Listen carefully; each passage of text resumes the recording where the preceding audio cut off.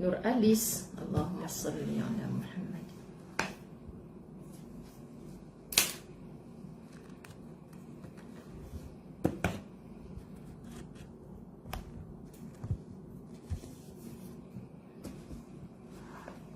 Umi Akasha, Ardila Omar, Razia Abdul Samad,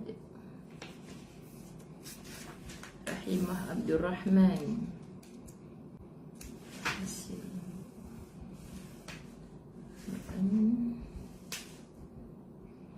subhanallah.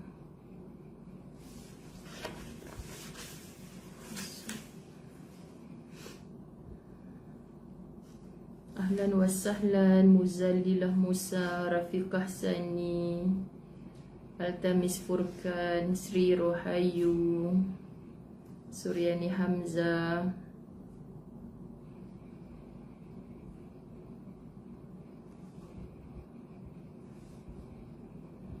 Rabi'atul Adawiyah, Mat Isa, Nur Azlina Syukur, Nur Medina, Rafqah Sani, Sherry Anson, Salina Osman,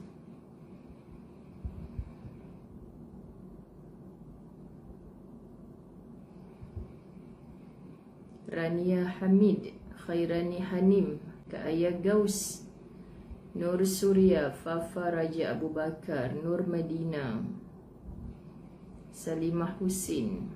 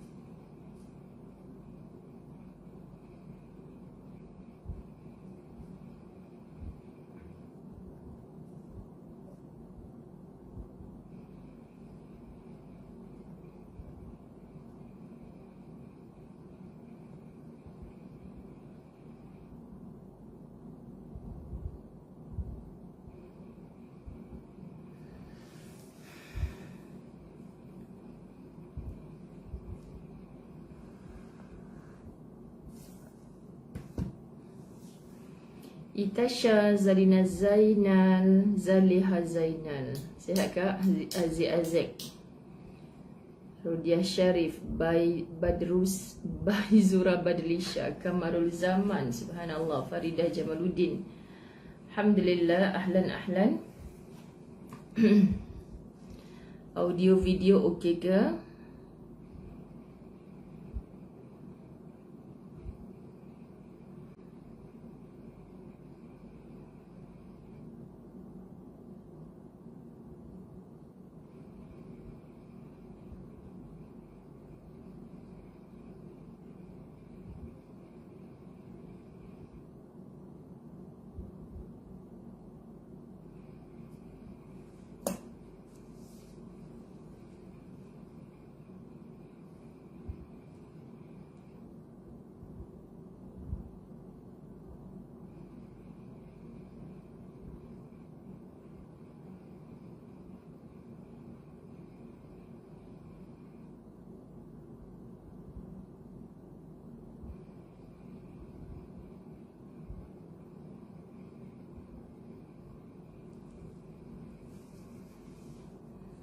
Kami dah saat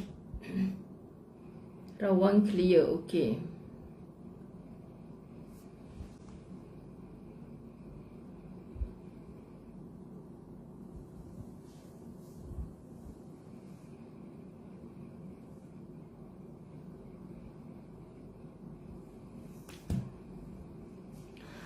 Baik, mari sama-sama kita mulakan insya-Allah. Bismillahirrahmanirrahim. Alhamdulillahi Rabbil Alamin. Wassalatu wassalamu ala ashrafil anbiya'i wal mursalin wa ala alihi wa ashabihi ajma'in. Rabbi shrah li sadri wa yassir li amri wahlul 'uqdatam min lisani yafqahu qawli. Rabbi yassir wa la tu'assir ya karim. Rabbi zidni ilma warzuqni fahma. Assalamualaikum warahmatullahi wabarakatuh. Apa khabar? Subhanallah, dari rantau panjang Kelantan pun ada, masya-Allah. Allahumma salli ala Sayyidina Muhammad. Allahumma salli ala Muhammad. Semoga semuanya telah pun menunaikan fardu Isyak di awal waktu, masya-Allah. Saya minta maaf kerana pada hari ini tanggal 12 September kita terpaksa okay, miss lah tahzan minggu ni live, jadi follow record saja Ustazah. Okey je. Okay, minta maaf kerana terpaksa. Rasanya ini baru kali kedua saya terpaksa buat malam, sebab memang tak boleh nak selit langsung siang hari tu. Alhamdulillah, syukran Cahaya Ma'arif, Latifah Sukarjo baru order kitab ni, dah sampai ke belum?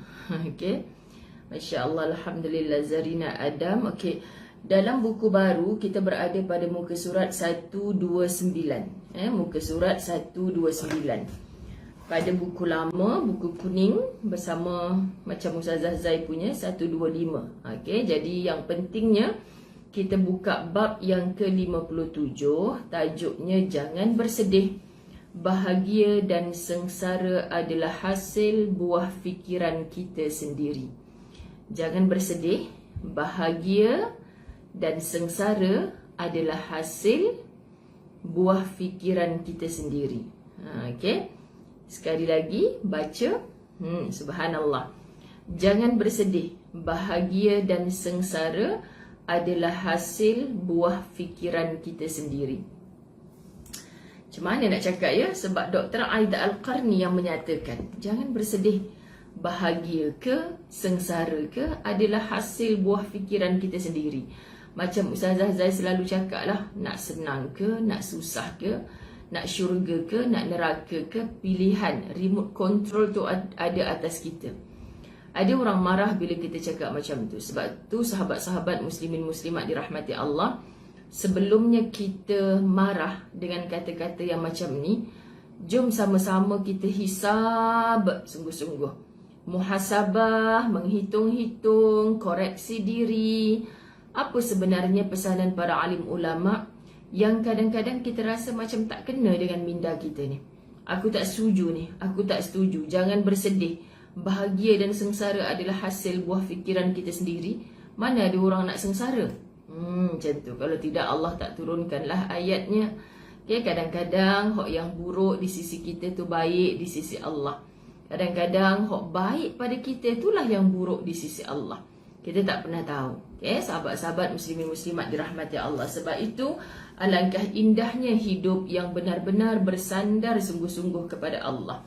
Jadi bila kita sandarkan kepada Allah, kita akan letakkan keyakinan, kekuatan dalaman kita, insya-Allah. Walaupun saat kita sengsara, saat itu kita tahu Allah sangat dekat dengan kita, bahkan lebih dekat. Kerana subhanallah, orang bab 57 betul, muka surat 129 betul. Okey, betul Umi Akashah, Masya Allah, tabarakallah. Okey, agak-agak ada tak yang join ramai-ramai lebih 300 orang ni yang nak mengaku pada Ustazah? Tak ada satu pun daripada bab 1 sampailah sekarang 57 ni dia ponting. Tak dapat live, dia ulang dengar. Maknanya sudah ada 57 latahzan dalam minda dia. Macam ngaku Ustaz? Ngaku. Yang hari tu punya hadiah pun Ustazah belum sempat nak post lagi. Ni kan ada dapat hadiah lagi kan? Okey. Baik sahabat-sahabat muslimin muslimat dirahmati Allah, kita perhatikan Rasulullah sallallahu alaihi wasallam telah bersabda. Kita baca sama-sama. Tapi syok buku baru ni, dia punya tulisan Arab ni jelas sangat kan? Sahabat-sahabat, kalau buku lama ni tulisan Arab dia kecil sangat. Okay, jadi kita baca hadis ni dalam buku baru. Saya dah ada 2 buku dah. Yang hijau ni buku baru. Bangga nak tunjuk. Yang kuning ni buku lama. Dah buruk sangat dah buku Ustazah. Okey, yang baru ni saya suka sebab Arab dia tulisannya besar. Seronok baca. Baik. La an aqula subhanallahi, mengaku kadang-kadang ponting. Amboi Kak Mahanur Muhammad ni, masya-Allah, Mariah Ali. Allahu akbar. La an aqula subhanallahi walhamdulillahi wa la ilaha illallah wallahu akbar. Ahabbu ilayya mimma tala'at alaihi syams.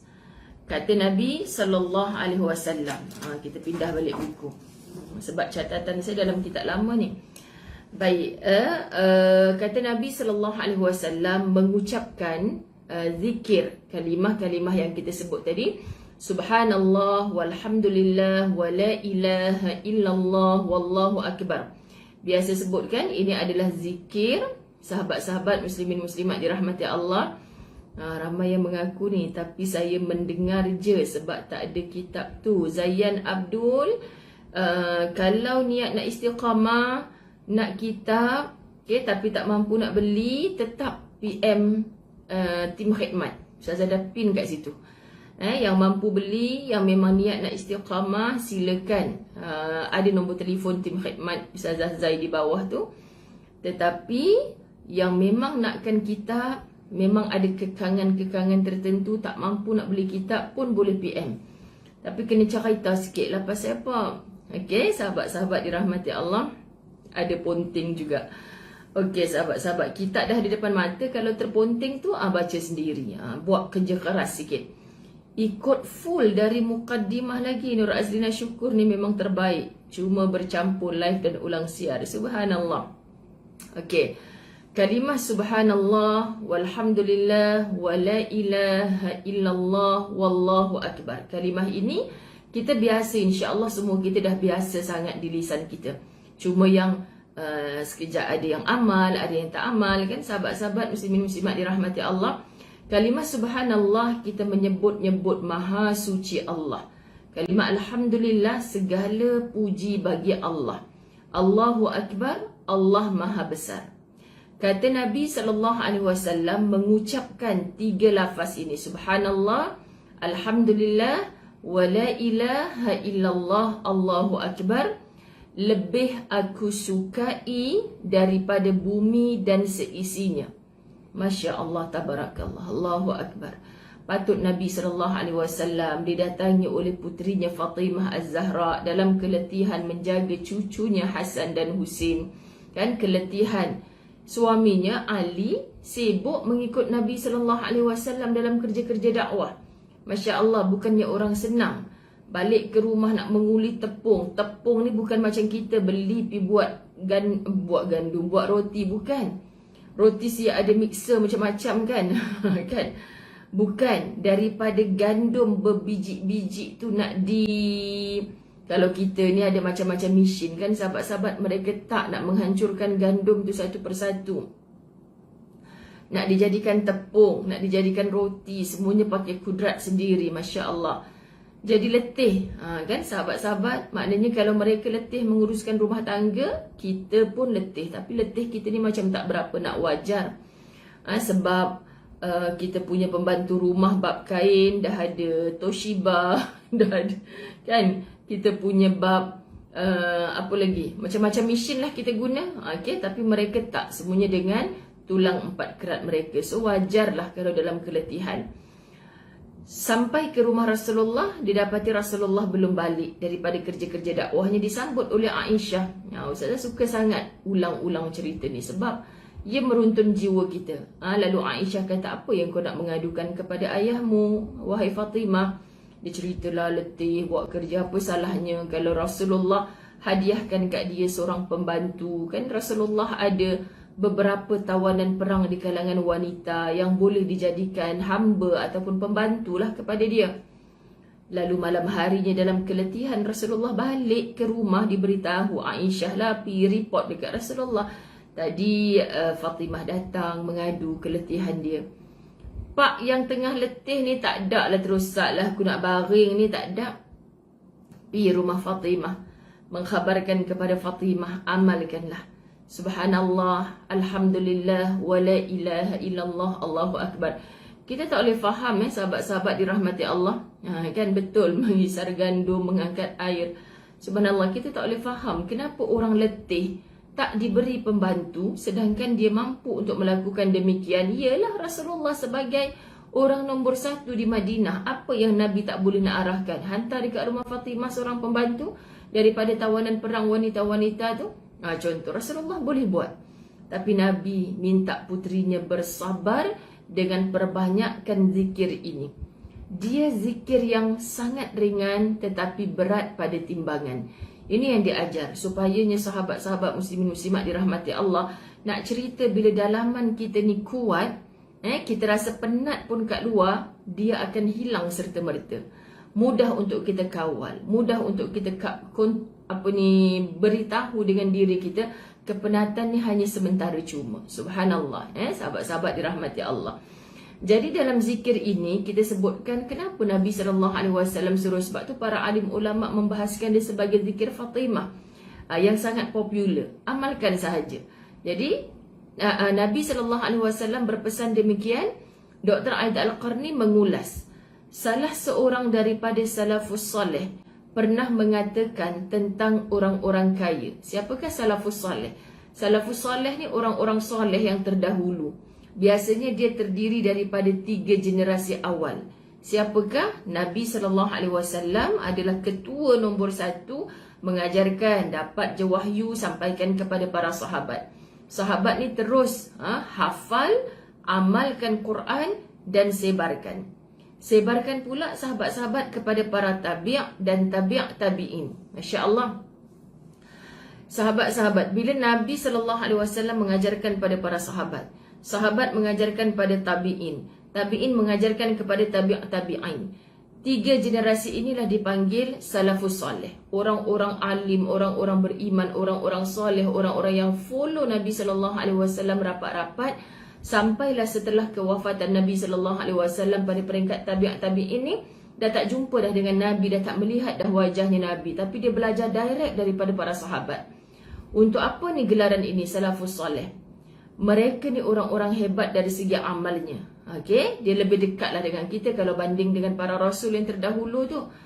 Pernah mereka ini mengatakan tentang orang-orang kaya. Zaman dulu, kalau zaman sekarang ni ada orang kaya, zaman dulu pun ada juga. Sahabat-sahabat muslimin muslimat, orang-orang kaya, istana-istana mereka, rumah-rumah megah mereka, dan harta mereka sebagaimana berikut. Mereka bercakap, kami makan dan mereka juga makan. Macam kalau hari ni ada orang kaya dan orang miskin. Contoh kan, anak orang miskin ni, ayah teringin lah macam dekat TV tu makan aiskrim sedap-sedap. Nanti mungkin ayah dia nak pujuk, okey, ayah pun ada aiskrim juga. Ayah dia pilah bancuh ayak sirap tu kan, sahabat-sahabat, masuk dalam plastik. Ui, nama dia Ciko. Subhanallah, ahlan. Semoga dapat manfaat daripada kitab La Tahzan. Berapa 4 kali Ciko tu. Okey, sahabat-sahabat muslimin muslimat dirahmati Allah. Tengok Ustazah ternampak laju je mata ni, lain nama. Okey. Sangat membantu zahir batin. Subhanallah, Allahumma salli ala Muhammad. Buat malam ni nak nampak banyak pula nama-nama baru. Alhamdulillah, first time ikuti secara live. Maknanya ni orang bekerja ke? Biasanya Ustazah buat pagi 9.30, jarang. Tapi biasanya 11 ke 11.30. Ada sekali-sekala kadang 2.30. Memang Ustazah tak mampu untuk meletakkan jadual yang tetap. Sebab atas kehendak Ustazah sendiri, sepanjang PKP ni Allah izinkan dalam kesibukan menyusun jadual, paksa juga diri untuk membawa istilah tahzan ni, sahabat-sahabat, sebab ramai saudara-saudara kita yang terjejas PKP dari segi zahir batinnya. sedang dalam kesedihan, sedang dalam mencari-cari pautan siapa yang nak dijadikan sandaran. Kadang-kadang kita macam tu. La tahzan punya jawapan untuk anda. Jadi kita sama-sama belajar memujuk hati kita sendiri, insya-Allah. Kalau kita nampak orang miskin dengan orang kaya, kan pandailah orang-orang miskin ni nak memujuk anak-anak mereka. Tak apa, kita tak dapat beli aiskrim yang macam tu, tak apa. Nanti ayah buatkan aiskrim. Anak-anak ni moncong kan, nak tengok yang kat TV tu juga. Tu dulu mak saya kata apa, bahaya sungguh TV ni kat budak-budak. Sebab apa? Apa dia nampak kat TV tu semua diteringin. Tengoklah kalau iklan-iklan burger ke apa kan. Tu dia sepenuh-penuh skrin TV tu ditunjuk. Padahal kalau beli secok ad je, bukan besar mana pun. Nanti kena tipu anak kita. Mana cukup, tak puas makan satu. Kat TV tu kenapa besar sangat ayah, macam tu kan. Jadi ibu ayah yang kreatif, yang bijaksana, mereka tak mampu satu aiskrim yang ditunjuk dekat TV tu berapa ringgit. Sahabat-sahabat, jadi dia pilih buat aiskrim apa? Aiskrim Malaya. Aiskrim Malaysia. Kan? Bubuh air sirap, ikat dalam plastik, bekukan. Nanti petang, aiskrim ayah dah siap. Cara kita nak psycho budak-budak ni bukan susah mana sebenarnya, sahabat-sahabat. Kalau ustazah dengan anak-anak Darul Fawaz ni dulunya lah kan, selalu kita bersama-sama dengan mereka. Cuba tengok ustazah makan ni, sedapnya, ya Allah, sedap sangat-sangat ni. Cara kita nak ajak dia makan sama dengan kita tu, dia tengok, sedapnya tengok ustazah makan ni. Lala dia pun makan sama. Kan kita bawa minda mereka, sahabat-sahabat, untuk berfikiran positif. Yang kat TV tu bukan sedap sangat. Kalau selalu makan nanti kecil-kecil dah kena kencing manis. Cerita balik, bagi info pada mereka. Supaya mereka tahu kenapa kita tak bagi. Sebab kalau harganya sekian, ayah cuma boleh mampu beli seorang je untuk adik. Tapi kalau ayah bagi aiskrimnya pun aiskrim juga, sedap juga kan adik makan. Tapi ayah boleh bagi semua adik-beradik 4 orang ni makan aiskrim. Pandai cara, sahabat-sahabat dirahmati Allah. Sebab itu kita jangan marah-marah sebab mereka ni tak faham. Para salafus salih kata, orang-orang kaya, orang-orang istana, rumah-rumah megah, mereka makan, kami pun makan. Kami minum, mereka pun minum. Kami melihat dan mereka juga melihat. Tapi yang paling deep, namun kami tidak akan dihisab ketika mereka dihisab. Terus meremang bulu roma ustazah. Masya Allah, sahabat-sahabat. Hisab ni, hitung, kira sangat penting bagi orang beriman. Sebab itu kita meyakini, kita buat perkara sebesar zarah pun Allah akan hitung. Baik, Allah akan kira sebagai baik. Allah akan beri ganjaran kebaikan. Jahat walau sebesar zarah, Allah akan balas kejahatan itu. Sahabat-sahabat, kena yakin ni. Tapi ustazah saya buat baik, dia tu tak balas balik baik dengan saya. Dia bagi kejahatan. Itu sifirnya kita sebagai manusia. Tapi di sisi Allah, sahabat-sahabat muslimin muslimat, siapa buat baik, tetap Allah akan beri baik. Kalau kita buat baik, manusia bagi juga jahat kat kita, sahabat-sahabat, kita kena balikkan kepada Allah. Sebab dia manusia. Dia lemah. Kan? Dia tak reti nak berterima kasih. Itu manusia. Tapi kalau Allah berjanji, kau buat baik oleh sebesar zarah, aku akan balas baik. Jadi jangan kita goyah dengan prinsip yang ini. Sebab yang kita pegang ni adalah janjinya Allah. Takkan mungkin Allah tu menipu kita. Innaka la tukhliful mi'ad. Allah tak pernah mungkir akan janjinya. Kita ni biasa je mungkir janji. Anak-anak buat homework kan. Siapa siap homework dulu, mama belanja aiskrim macam kat TV tu. Anak-anak semangat. Mama, kita dah siap dulu. Mama belikan kita aiskrim macam kat TV. Sedap kau ingat murah aiskrim kat TV tu? Kecewa hati anak. Dia ria aku buat kerja. Kata nak belanja aiskrim macam kat TV tu. Cuba jangan spesifikkan. Kan kita ada siapa buat homework dulu, ibu nak bagi dia makan aiskrim kan. Tiba-tiba kita dah tahu dah sebab pagi tadi kita bekukan aiskrim dalam peti ais kita. Siapa siap dulu? Ibu dah bagi dah. Ni aiskrim jagung color kuning. Ni aiskrim sirap Bandung warna pink. Kan anak-anak kita pun happy. Jangan ajarkan mereka budaya mungkir janji. Sebab kita nak kenalkan mereka dengan Allah yang tak pernah mungkir janji. Sahabat-sahabat, itu cara kita menjadi murabbiyah di dalam rumah. Sebab ibu adalah murabbiyah, pendidik yang paling utama. Nak didik supaya mengikut jalan-jalan Rabbani yang disukai oleh Allah. Bukan mudah sahabat-sahabat muslimin muslimat dirahmati Allah. Lalu kata para salafus saleh, mereka yang kaya-kaya makan juga, minum juga, sama je macam kami. Namun kami tidak akan dihisab ketika mereka dihisab. Inilah yang menyebabkan selalu bergetar suara orang yang faham Quran apabila membacakan kalimah Allahumma salli ala Sayyidina Muhammad. La tus'alunna yawma idzin 'anin na'im. Dan mereka itu akan ditanya, la tus'alunna yawma idzin, pada hari itu, yakni hari kiamat, 'anin na'im, akan ditanya akan nikmat yang dia dapat. Ustazah dalam kuliah-kuliah selalu sebut, biasalah sahabat-sahabat muslimin muslimat, bila kita rasa macam terhalang benda yang kita nak tu tapi tak dapat, nikmat orang lain dapat nikmat tu, kita cemburu, kita rasa nak juga. Macam mana dia boleh dapat nikmat macam tu? Macam mana cara untuk kita tidak berdengki kepada dia, kita tak sakit hati dengan rezeki yang sampai kepada dia? Kita akan pujuk hati, tak apa ya Allah, dunia tak apa, nanti dekat akhirat insya-Allah aku dapat. Kenapa sahabat-sahabat kita kena yakin macam ni? Sebab bila kita meyakini Allah Subhanahu Wa Taala akan memberikan nikmat itu kepada kita di sana, kalau tak dapat kat sini kita akan lapang. Orang yang banyak dapat nikmat ketika di dunia, dia akan lama soal jawabnya di hadapan Allah nanti. Thumma la tus'alunna yawma idzin 'anin na'im. Allah yang cakap dalam Quran, orang-orang yang banyak menerima nikmat kepada dunia ni, ialah kita hitung dekat rumah saja. Ustazah selalu bagi contoh, dulu-dulu kan Ustazah suka dengar ceramahnya Dr. Badrul Amin. Masa zaman-zaman Ustazah belajar dulu kan. Pernah sampai sekarang Ustazah tak boleh lupa. Saya kalau masuk ke dalam rumah, letih daripada balik kerja-kerja dakwah, anak isteri semua sudah tidur. Dia duduk di atas sofa rumahnya, nanti dia tersandar keletihan. Dia pandang kipas aku ni beli dengan duit apa dulu. Dia pergi ke dapur, melepaskan lelah dahaga dia kan. Dia pandang kuali yang tersangkut, hatta sebiji sudu, sebatang sudu, sebiji ke sebatang sudu yang kita ada tu, kita beli pakai duit apa. Lagi banyak timbunan harta barang-barang, lebih mahal harganya, lebih mewah, lebih lama persoalan di hadapan Allah. Kau beli dulu pakai duit mana? Ada orang mengisi rumahnya dengan benda-benda haram. Ada orang dapat nikmat di rumah, sahabat-sahabat dirahmati Allah, tak pernah fikir ni halal ke haram. Sedangkan ada orang yang kosong rumahnya.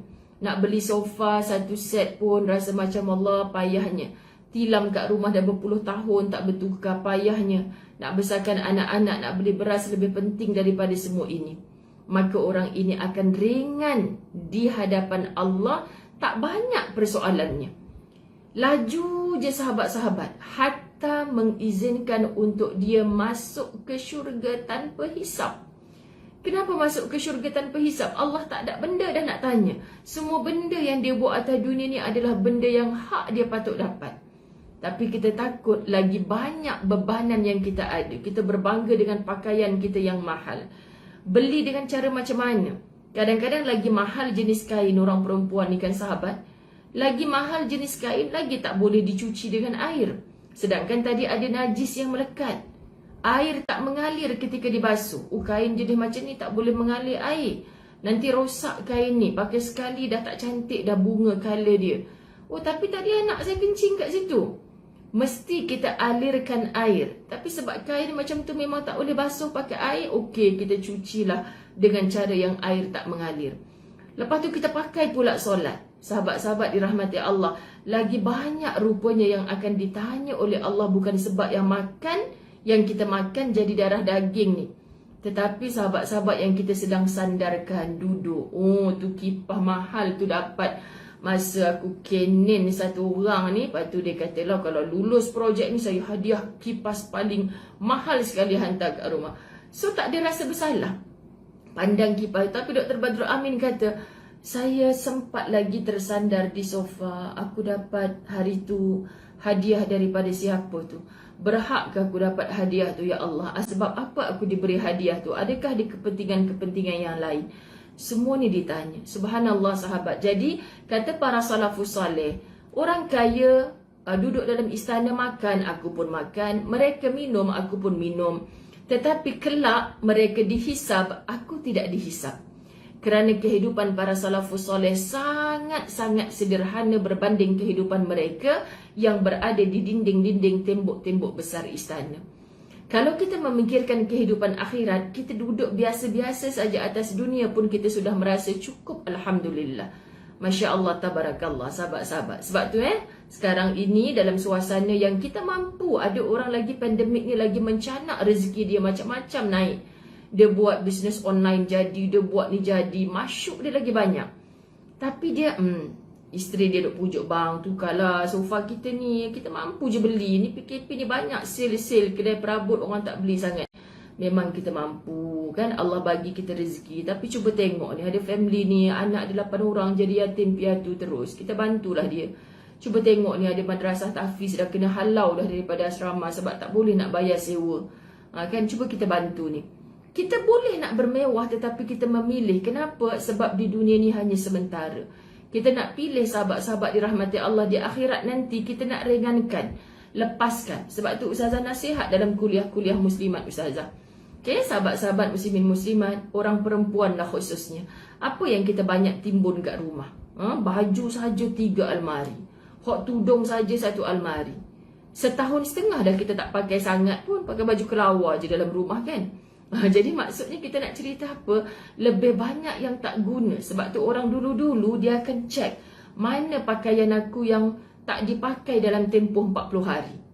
Maknanya kalau dalam tempoh 40 hari tu kita tak pakai baju tu kita tak perlu sangat. Mana pula Ustazah, saya pakai ni 4 tahun sekali. Ada majlis-majlis tertentu baru saya pakai. Ni baju zaman bila ni kak? Macam kecil semacam. Ni baju zaman nikah Ustazah. Nikah, baju nikah 30 tahun simpan lagi. Simpan Ustazah, sentimental value kan main.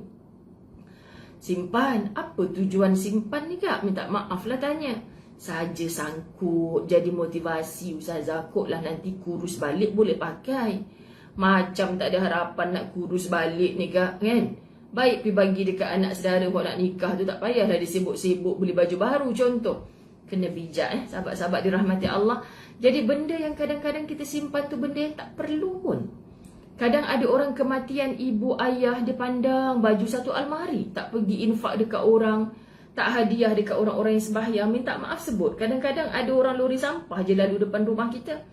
Tapi kadang-kadang mereka lebih mulia. Waktu zuhur mereka berhenti makan seadanya. Mereka singgah solat, sahabat-sahabat. Nah, kita bagi sebungkus baju, 2 helai kemeja, 2 helai kain pelikat. Nanti kalau nak sembahyang pakai ya, ni baju arwah suami acik. Bagi kat mereka pakai solat, mereka seronok sahabat-sahabat kan. Daripada kita simpan Ustazah sayang, I tak boleh tengok orang lain pakai baju arwah suami I. Kenapa kak tak boleh? Nanti I tertukar, I ingat yang tu suami I hidup balik. Itu masalah sinilah sahabat-sahabat. Kita simpan, minta maaf sahabat-sahabat dirahmati Allah, tak ada makna. Niat bagi dekat orang yang memang guna untuk kebaikan, untuk solat, insya-Allah pahalanya mengalir juga kepada si mati. Jadi lagi kita nak menuju mati ni, jangan simpan banyak barang sangat dalam rumah. Sahabat-sahabat minta maaf Ustazah kena cakap benda ni, sebab benda tu semuanya akan menjadi beban yang akan ditanya. Lagi PKP ni mengajar kita. Dah tahu kita tak keluar rumah, tak ada benda nak kena pakai baju cantik-cantik selalu, sahabat-sahabat kan. Tapi kita masih menambah-nambah lagi. Kenapa susah sangat kita nak jawab pada nafsu kita ni? Tak perlu. Ada benda lain yang lebih perlu. Aku nak berbelanja, nak shopping untuk akhiratku. Ada banyak peluang shopping akhirat sekarang, tapi kita abaikan. Kita memilih untuk shopping dunia. Tak apa Ustazah, tiap-tiap bulan ada. 7 hari bulan 7 ada, 8 hari bulan 8 ada, 9 hari bulan 9 ada, lagi 10 hari bulan 10 pula. Rugi tak Grab Ustazah, 80% discount. Yelah kat duk beli-beli tu, simpan kat mana? Kat rumah banyak lagi benda tu kan. Dalam store Ustazah, nanti bila perlu kita gunalah. Nanti ini je Ustazah diskaun ni. 11 hari bulan 11 diskaun sama keluar lagi. Sahabat-sahabat, kita ni kerja tertipu je. tapi sebab nafsu ni duk gairah seronok. Rugi sahabat-sahabat dirahmati Allah. Baik. Satu syair menukilkan, sejak malam pertama di dalam kubur, terlupakanlah segala istana dan permata para kaisar. Hak yang berbangga-bangga dengan istananya, sahabat-sahabat dirahmati Allah, dengan kemegahan dan kemewahan. Malam pertama je berada di barzakh, dia sudah hilang ingatan, lupa. Sebab tak ada orang mati bawa timbunan harta. Tak ada orang mati, sahabat-sahabat dirahmati Allah, bawa duit yang banyak. Tak ada orang mati digalikan kubur di sebelahnya untuk kita tumpukkan duit sebelah dia, nanti malaikat datang boleh dirasuahkan malaikat. Lah. Mata wang yang kita gunakan atas dunia masuk alam barzah, dikambuh dengan tanah, sudah tidak ada nilainya. Tak ada nilai sama sekali. Sebab itu penyair menuliskan, sejak malam pertama di dalam kubur, terlupalah yang kita duk teringat. Kan tidur malam pun sekejap bangun. Pasal apa bang duk bangun-bangun? Nak intai kereta baru abang tu, kotlah ada pencuri nak rampok. Kan contoh. Lagi banyak harta lagi tak tenang jiwa. Sebab apa? Takut orang pandang harta dia, takut orang curi barang dia. Itu yang peliknya, sahabat-sahabat dirahmati Allah. Maka rupa-rupanya mati semua benda tu akan terlupa. Terlupa, sahabat-sahabat dirahmati Allah, segala istana dan permata para kaisar. Na'udzubillah. Okey? Kita rujuk daripada surah Al-An'am ayat 94. Kata Allah Subhanahu wa taala, وَلَقَدْ جِئْتُمُونَا فُرَادًا كَمَا خَلَقْنَاكُمْ أَوَّلَ مَرَّةٍ.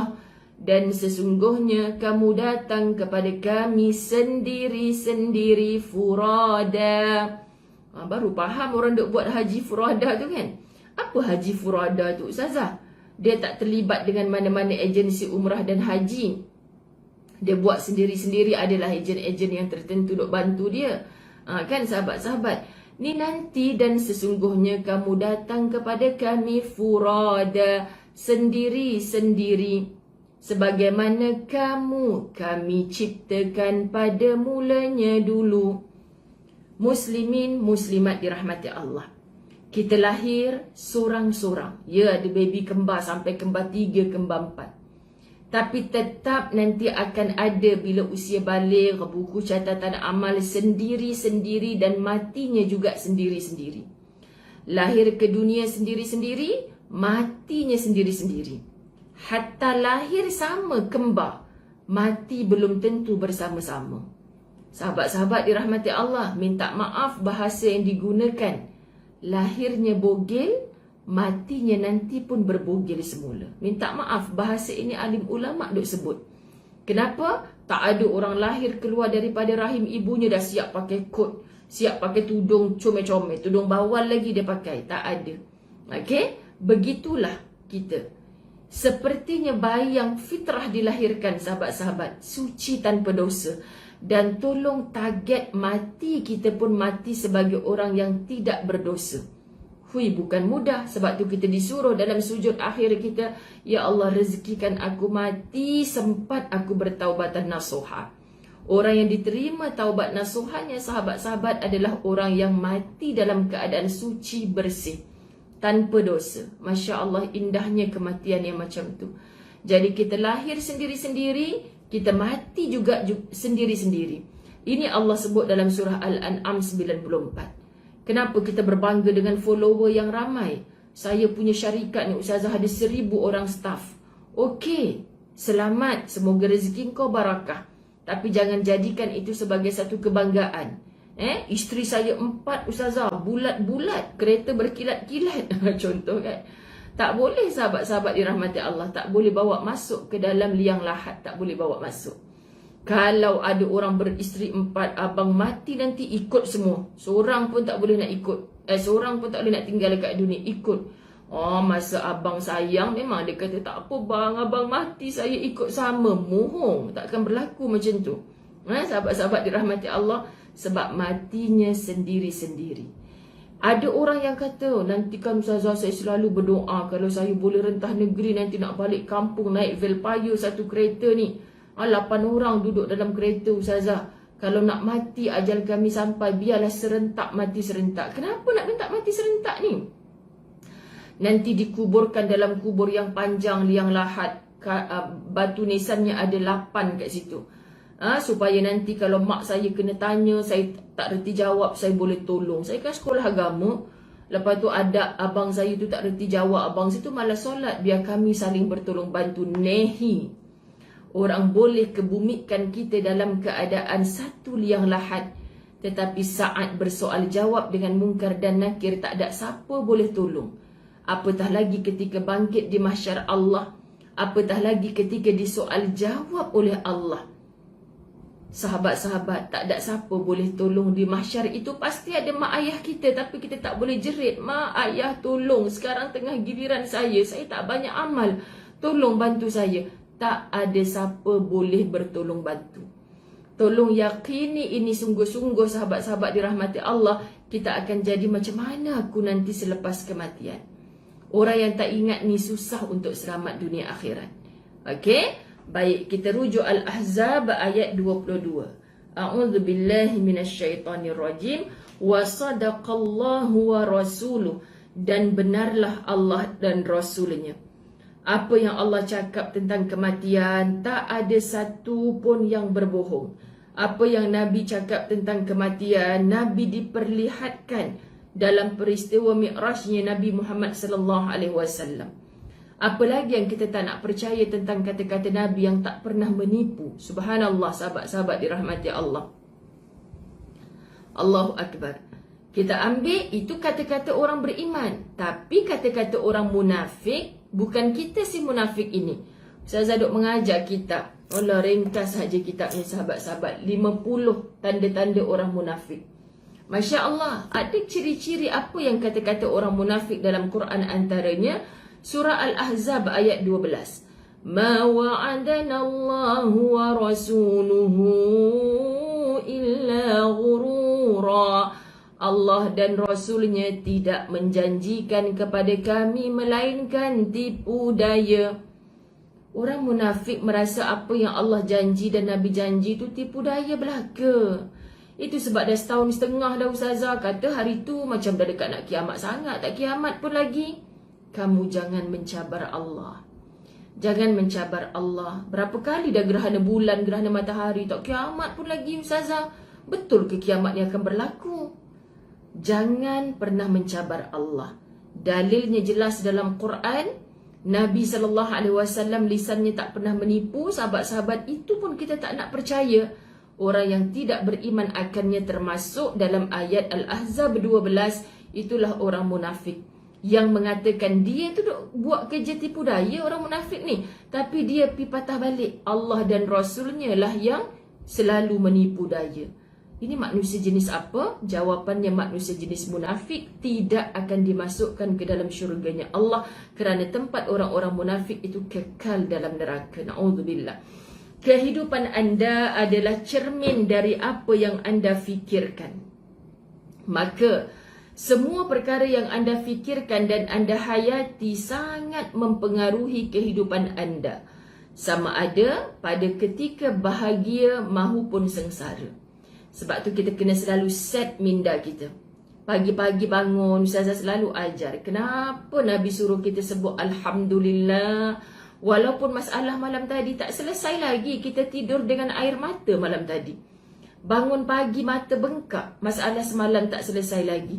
Tapi disuruh kita Alhamdulillah, Engkau hidupkan aku hari ini ya Allah. Semalam aku ada dosa, supaya aku boleh bertaubat atas dosa-dosa yang semalam. Kalau Engkau matikan aku dalam tidur tadi ya Allah, aku bangkit hari ini dalam alam barzakh dah, aku tak sempat dah nak bertaubat. So Alhamdulillah dulu. Allah hidupkan kita hari ini tak lain tak bukan hanya untuk bertaubat dan menambah-nambah amal solihat.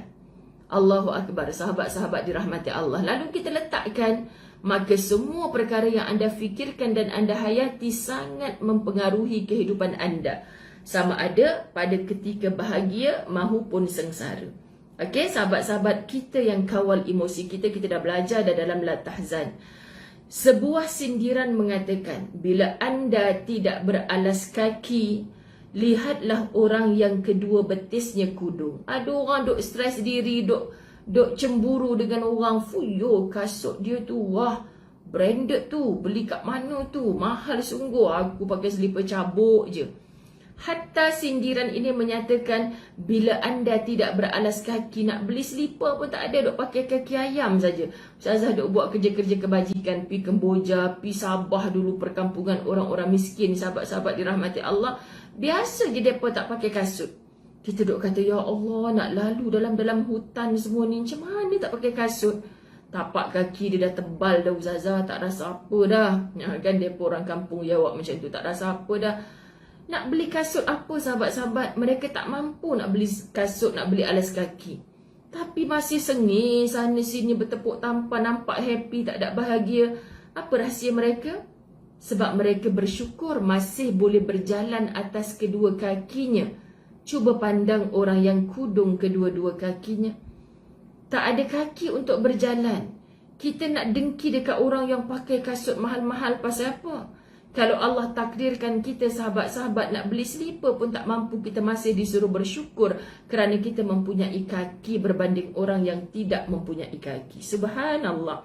Indah kan sindiran ini yang menyebabkan aku yang disindir tu. Ada kaki lengkap tak pernah reti bersyukur, hatta tak digunakan untuk bersolat, berdiri untuk mentaati perintahnya Allah.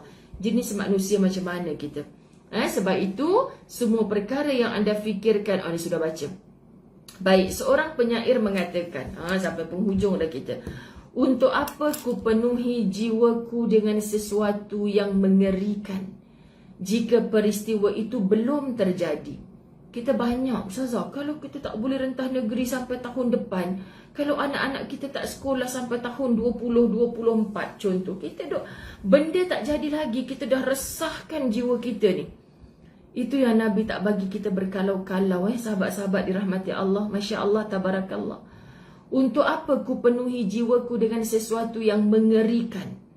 Nanti Ustazah, kalau suami saya meninggal, saya dah lah suri rumah sepenuh masa, saya tak bekerja.